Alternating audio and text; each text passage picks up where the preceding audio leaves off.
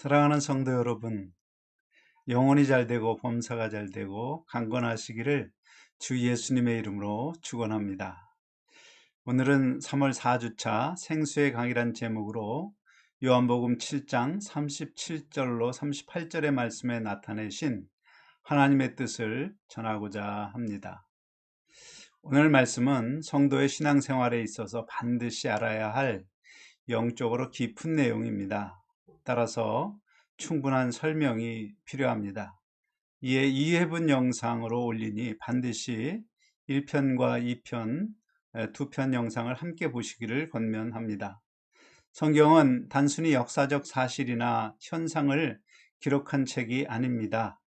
기록된 말씀은 모두 성도에게 교훈을 주시려는 하나님의 뜻에 따라 하나님께서 기록하신 것입니다. 그러므로 하나님이 주시는 교훈을 깨닫고 성도의 삶의 생활의 기준으로 삼아서 진리의 길을 따라 살아가시는 성도 여러분이 되시기를 예수님의 이름으로 축원합니다. 예수님은 무리들에게 누구든지 목마르거든 내게로 와서 마시라 말씀하시고는 요한복음 7장 38절에 나를 믿는 자는 성경의 이름과 같이 그 배에서 생수의 강이 흘러나오리라 말씀하십니다. 물리적으로 사람의 배에서 물이 흘러나올 수 없으니 이는 상징적 표현입니다. 이 말씀을 거꾸로 생각하면 배에서 생수의 강이 흘러나오지 않는 사람은 교회를 아무리 오랫동안 다녀도 혹은 목사나 장로의 직분을 맡고 있다 할지라도 하나님 앞에 예수를 믿는 자로 인정받지 못하고 있다는 그런 뜻이 됩니다. 그러므로 이 말씀은 모든 성도가 자기 신앙을 예수님의 관점에서 점검할 수 있는 매우 중요한 말씀입니다. 과연 하나님 앞에 믿는 자의 증거가 되는 배에서 흘러나오는 생수의 강이란 무엇일까요? 바르게 이해하려면 사용된 용어들의 성경적 의미를 먼저 알아야 합니다. 그 성경에서 어떤 의미로 사용되고 있는지를 알고 그 속성을 따라서 해석할 때 바르게 분별할 수 있습니다. 따라서 생수에 대하여 성경에서 언급하고 있는 것을 먼저 살펴보고자 합니다.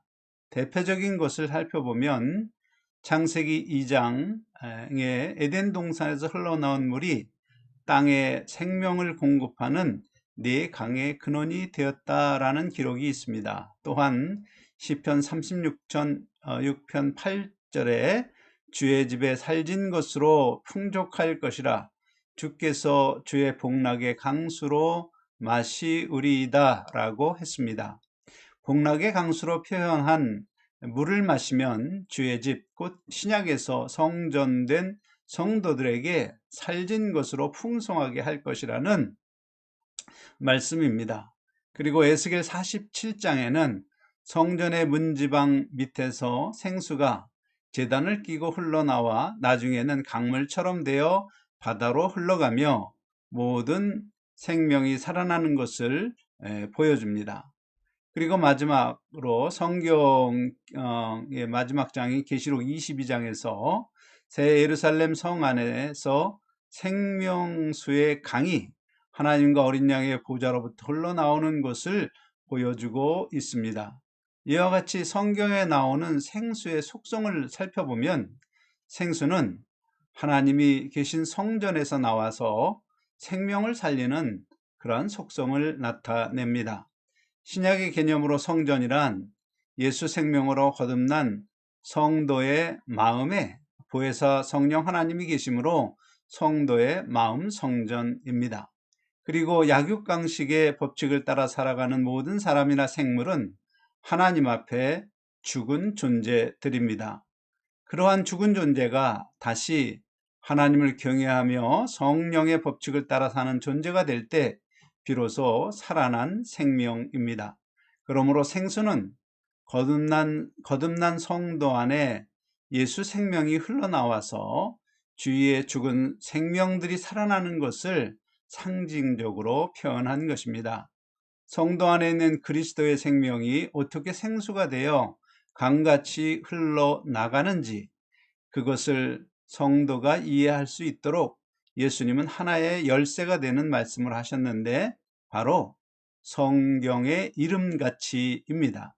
그 성경 어디에 생수의 강이 기록되어 있다는 의미입니다.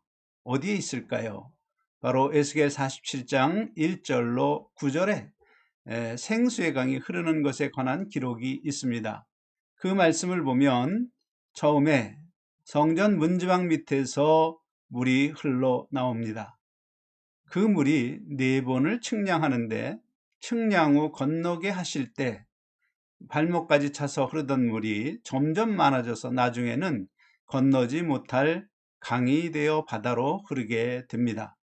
그리고 이 물의 특징은 물이 가는 곳마다 모든 생물이 사는 것입니다. 그러므로 예수님이 성경의 이름같이라고 말한 그 성경은 바로 에스겔 47장의 1절로 9절의 에스겔 47장 말씀입니다. 믿는 자의 배에서 생수의 강이 흘러나리라고 말씀하신 그 강은 바로 모든 생물을 살리는 강을 의미합니다. 그런데 에스겔서에서 매우 중요한 것이 하나 발견되는데, 처음 문지방에서 흘러나와 발목에 찼던 물이 점점 불어나 강처럼 흐르게 되는 그 과정입니다. 그 과정에는 1,000척씩 측량을 하는데, 측량 후 건널 때마다 물이 많아집니다. 그렇게 4번의 측량을 통하여 물이 강같이 흐르게 됩니다. 따라서 생수가 많아지고 풍성하게 되는 비결은 바로 측량임을 알 수 있습니다. 그러므로 측량이 무엇인지를 알아야 어떻게 믿는 자의 배에서 생수의 강이 흐르는지를 이해할 수 있습니다. 측량의 사전적 의미는 땅의 길이를 재고 말뚝을 받고 그 안과 밖을 구별하는 것입니다. 가령 최 씨에게서 박 씨가 땅을 사고 세월이 흘렀습니다. 어디까지가 내 땅인지 서로 말이 맞지 않으면 지적공사에 의뢰해서 땅을 재서 이쪽은 박 씨네 땅, 저쪽은 최 씨네 땅, 그렇게 구분해 줍니다. 그때 구분을 위하여 땅을 재는 것이 바로 측량입니다. 측량의 성경적 의미를 담고 있는 말씀은 에스겔 42장 20절입니다. 그가 이와 같이 사방을 측량하니 그 사방 담 안마당의 길이가 500척이며 너비가 500척임이라.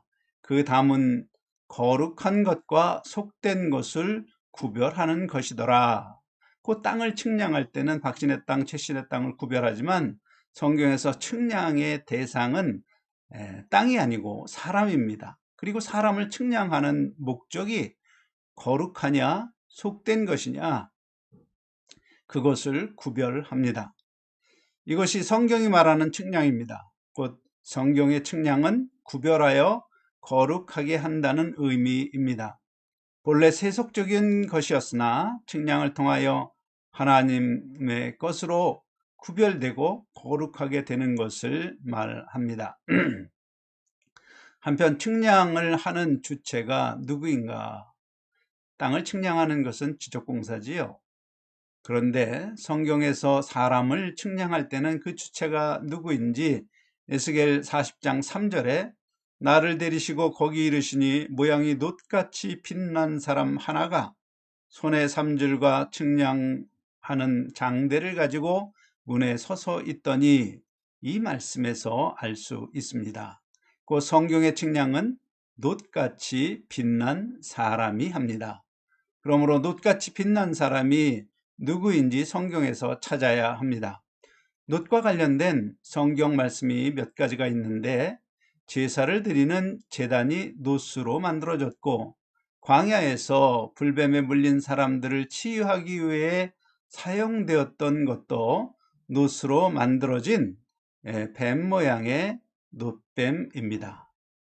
제단은 제물이 죽임을 당하는 심판의 장소입니다. 그리고 광야에서 불뱀에 물려 죽게 된 이스라엘 사람들이 보고 살게 된 그 놋뱀은 주 예수께서 모든 사람의 죄를 대신 하여 심판받는 예수님의 십자가를 상징합니다. 십자가의 예수님을 믿음으로 보는 자마다 죽지 않고 구원받게 되는 것의 예표입니다. 따라서 측량하는 자의 모양이 놋같이 빛난 사람이라는 뜻은 심판주가 되시는 예수님을 뜻합니다.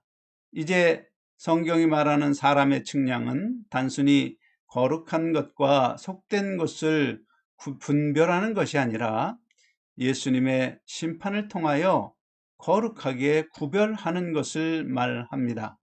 참고로 여기서 의미하는 심판은 예수님이 재림하셔서 하는 심판이 아니라 우리가 이 땅을 살아가는 동안에 하나님 앞에 징계의 막대기로 맞는 매의 심판입니다. 한편 측량의 방법 또한 아무렇게나 하는 것이 아닙니다. 가령 책상을 예로 설명합니다.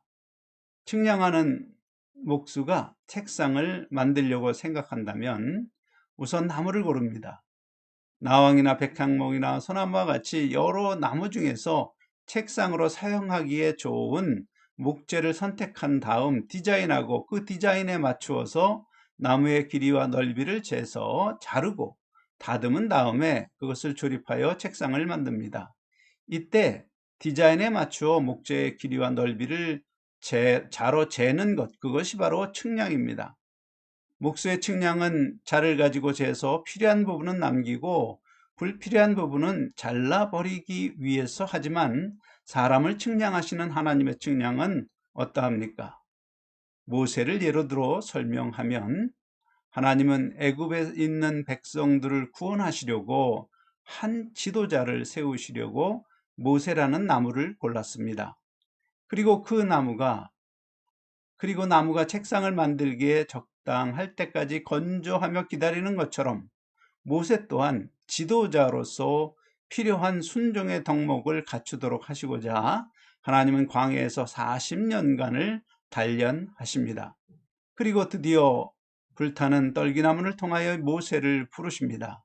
출애굽이라는 하나님의 목적을 위해 모세에게 하나님의 목적을 드러내시고 이스라엘 민족을 이끌고 출애굽하는 지도자로 하나님의 표준에 합하지 못한 것과 하나님의 기뻐하시지 않는 것들이 무엇인지를 제거하십니다.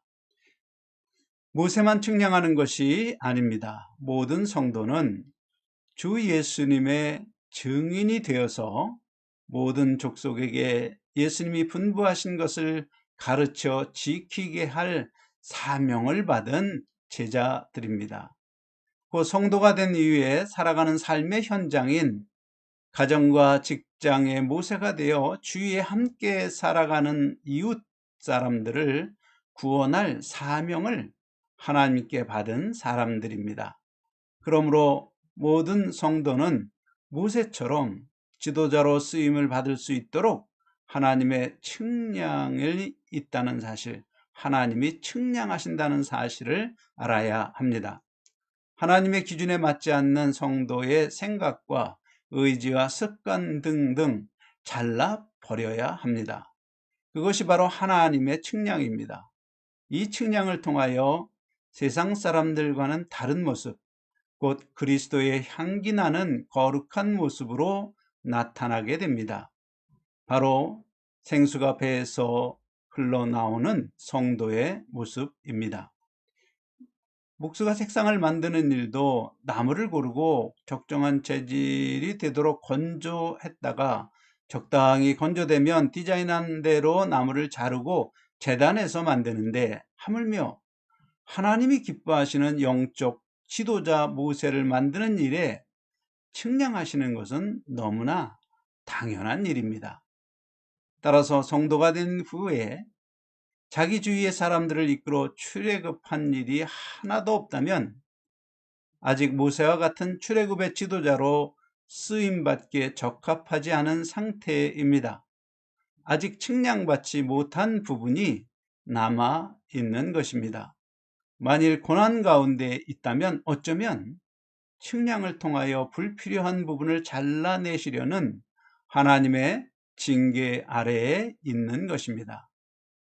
사실 나무의 입장에서 보면 목수의 측량대로 자기의 한 부분이 톱이나 칼로 잘려 나갈 때마다 아픔이고 고통입니다.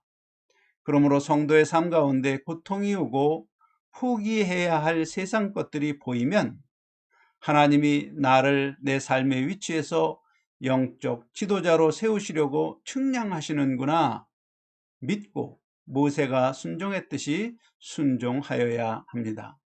사랑하는 성도 여러분, 모세처럼 하나님의 말씀에 순종하는 사람이 될 때 드디어 자기 삶의 현장에서 복음을 전하며 생명을 살리는 영적 출애굽의 지도자로 쓰임을 받게 됩니다. 하나님의 측량을 통하여 나의 속된 것이 잘려나가 거룩하게 구별될 때마다 생명을 살리는 생수가 더 많이 흘러나오는 성숙한 성도가 됩니다. 생수가 더 많이 흐르는 성도로 성장할 때 주위의 사람들의 죽은 생명이 더 많이 살리는 영적 모세가 됩니다. 그러므로 그런 존귀한 성도가 되시기를 예수님의 이름으로 간절히 축원합니다. 아멘.